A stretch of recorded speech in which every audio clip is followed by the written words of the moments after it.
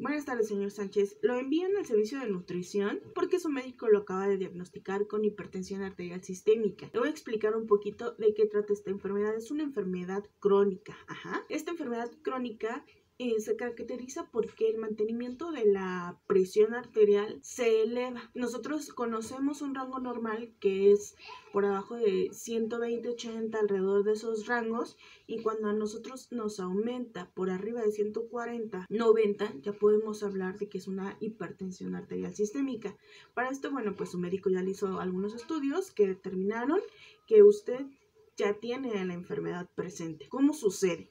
Bueno, pues haga de cuenta que nuestro corazón necesita bombear sangre a todo el organismo, ¿verdad? La fuerza que ejerce el flujo de sangre dentro de nuestros vasos arteriales y venas se eleva. Entre más alta sea esta presión, el corazón va a tener que hacer un trabajo doble, para que pueda circular la sangre por todo el organismo. Va a tener que bombear de forma más fuerte, más rápida, esta sangre para que llegue a todo el organismo. Y bueno, ¿qué pasa si nosotros no mantenemos estos niveles de presión de forma estable? Bueno, pues también representa un factor de riesgo para presentar otras enfermedades que van a dañar nuestros órganos como cerebro, corazón y riñones. Aquí ya veo en su diagnóstico que el doctor le puso que es hipertensión arterial primaria, que es de origen desconocido. Esto quiere decir porque, bueno, hay dos tipos. Está la primaria y está la secundaria. La primaria es la que regularmente desconocemos que la causa, pero hay algunos factores que la provocan, como la genética, también los factores ambientales, como la nutrición, los malos hábitos alimenticios, el tabaco. Y la secundaria, bueno, se da a raíz de que hay algunos procesos en los órganos como riñones, el sistema endocrino, el sistema vascular, el sistema nervioso, o incluso por el efecto de algunos medicamentos que desencadenan la hipertensión arterial sistémica. ¿Y por qué nosotros necesitamos prevenirlo? Bueno, porque ya le comenté que es un factor de riesgo para el desarrollo de otras enfermedades, sobre todo las cardiovasculares. Pues, ¿se acuerdan, no? Que le dije que el corazón es el que imprime la fuerza para bombear la sangre a todo el organismo. Y esto aumenta la resistencia para que pueda responder el corazón. Y lo que hace es que se incrementa la masa muscular del corazón con el fin de hacer frente a ese sobreesfuerzo, ¿verdad? Y ya podemos desarrollar una hipertrofia ventricular izquierda. ¿Qué quiere decir? Que se hace un poquito más grande nuestro corazón para poder cubrir esos requerimientos de bombeo a la sangre. Además, aumenta el daño en los vasos sanguíneos, lo que provoca es que se estrechen e incluso que hay un bloqueo en los mismos vasos sanguíneos. Y esto que le comentaba representa una insuficiencia cardíaca. ¿Qué quiere decir? Bueno, que nuestro corazón no es capaz de bombear la suficiente sangre al organismo. Y entonces ahí ya lo conocemos como insuficiencia cardíaca. El corazón lo que hace es llenarse y vaciarse. Se llena y se vacía. Y cuando hay una insuficiencia cardíaca, puede o no llenarse bien o vaciarse bien. Y bueno, pues esto representa que el oxígeno no llegue bien a nuestro sistema y podamos presentar síntomas como dificultad para respirar, fatiga, incluso podamos presentar hinchazón en las extremidades, arritmias o ritmo cardíaco acelerado. Esa es una. La otra es la cardiopatía isquémica. Cuando nosotros también tenemos por ahí elevado un poquito el colesterol, también podemos presentar cardiopatía isquémica. ¿Qué quiere decir esto? Es cuando se acumula el colesterol en las arterias, causa como una plaquita, la va dejando ahí en las arterias, y de esta manera puede llegar a causar una obstrucción de forma parcial o total. Entonces se hacen un poquito más angostas las arterias y limitan el paso de sangre. Puede no tener síntomas, pero uno de los más comunes es el dolor de pecho o un infarto. Y el último es un accidente cerebrovascular. Ya hablamos del corazón, ya hablamos de las arterias y también afecta el cerebro. Pues como le dije, el corazón se encarga de bombear la sangre a todo nuestro organismo. Todos los órganos necesitan que llegue sangre para poder trabajar, porque la sangre contiene oxígeno. ¿Qué sucede en un accidente cerebrovascular?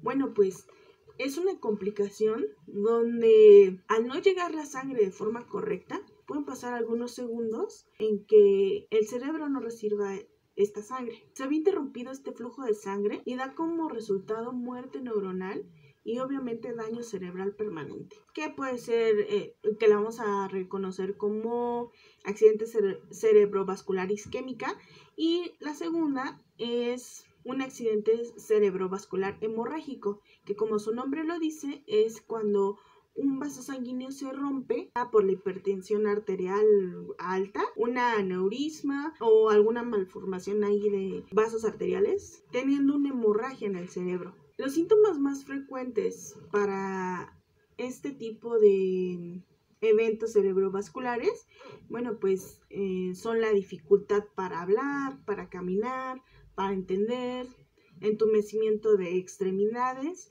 o parálisis del rostro. Y bueno, nosotros también debemos de considerar que además de los factores al principio que les mencioné, también en nuestro país tenemos normas oficiales mexicanas que nos ayudan al diagnóstico de la hipertensión arterial sistémica. Con estas normas, los profesionales de la salud y los profesionales de la nutrición trabajamos para establecer los factores de riesgo que desencadenan la enfermedad de la hipertensión arterial sistémica. Uno de ellos, obviamente, son los factores genéticos, los heredofamiliares, que mamá y papá hayan presentado esta enfermedad, ser hombre mayor a los 55 años o ser mujer en estado de posmenopausia, mayor a los 65 años. Tenemos esa predisposición de padecer hipertensión arterial sistémica. Además del tabaquismo, tener dislipidemias, que se refiere a una concentración elevada de lípidos en sangre, como el colesterol, por lo que le comentaba de la arteriosclerosis, que obstruye las arterias y pues no permite el flujo sanguíneo, la diabetes mellitus tipo 2 y tener obesidad y sobrepeso. Y esto constituye o representa que no solo nos vamos a basar en el índice de masa corporal y peso, nos vamos a hallar sobre todo en la circunferencia de cintura. En hombres cuando es mayor a los 90 centímetros y en las mujeres cuando es mayor a 80 centímetros. Ahora, lo que nos trajo aquí, todo esto nos lleva a que uno de los abordajes para el tratamiento de la hipertensión arterial sistémica es el tratamiento no farmacológico, donde vamos a apoyarnos de hábitos saludables que vamos a incorporar a nuestro día a día. Uno de ellos es el control de peso. Vamos a buscar tener un peso adecuado, reducir el consumo de alcohol y si podemos eliminar el tabaquismo. Vamos a también tener un control sobre la ingesta de sal en los alimentos que consumimos de forma diaria, además del consumo adecuado de potasio, una actividad física que representa al menos 30 minutos de ejercicios al día y una alimentación correcta. ¿Qué quiere decir correcta? Que sea adecuada, que sea equilibrada, que sea inocua, que sea completa y suficiente. Y en este sentido, en el consumo de sal, vamos a disminuir el consumo de sodio, de sal que nosotros consumimos durante el día para guisar, a máximo una cucharadita de sal al día, que representa 5 gramos aproximadamente de sal. O sea, es algo así, al ras, y esa es la cantidad máxima que debemos. ¿Cómo lo vamos a lograr? Bueno, pues tratando de no añadir más sal de la que necesitamos a todos nuestros alimentos. También tenemos que aumentar el consumo de verduras, de 3 a 4 porciones al día, comidas principales o incluso como colaciones. Verduras muy fáciles de conseguir como zanahoria, pepino, jícama, lechuga, jitomate. El jitomate no lo podemos comer así crudito. En una ensalada, las zanahorias rayaditas. También vamos a preferir los alimentos bajos en grasa, prefiriendo las carnes magras, sin piel, sin grasita. Esto con el fin de tener un colesterol menor a 200. O sea que nosotros cuando tengamos nuestros estudios tengamos un colesterol menor a ese porcentaje. Por ello debemos de considerar el consumo de alimentos con grasa máximo a 4 porciones al día. Esto también incluye el aceitito que utilizamos para cocinar o para aderezar nuestros alimentos. Además, en este tipo de grasas vamos a preferir las saludables, como el omega 3, que lo podemos encontrar en el aceite de oliva, en las nueces, en los cacahuates, en carnes como el pescado, el salmón, el atún. Y con todo toda esta alimentación, lo que nosotros vamos a tomar como una herramienta básica van a ser las técnicas culinarias para poder preparar nuestros alimentos. ¿Cuáles van a ser? Bueno, pues vamos a preferir el asado, a la plancha, hervido, al vapor, sin añadir sal. Vamos a evitar consumir capeado, frito, empanizado, rebozado, porque, bueno, absorben una mayor cantidad de grasa. Podemos nosotros, para ir limitando el aporte de sodio que teníamos con la sal de mesa, aderezar o condimentar con ajo natural, pimienta, cebollitas de cambray, cilantrito, epazotito, poro, hierbas de olor. Además de que nos vamos a apoyar mucho en la lectura de etiquetas que tienen todos los productos. Vamos a leer si tienen sellitos, y uno de ellos nos indica que sí tiene exceso de sodio o exceso de grasa. Entonces esos alimentos los vamos a evitar al máximo. También vamos a ver que a pesar de que no tengan esas etiquetas con exceso de sodio, vamos a revisar que el empaque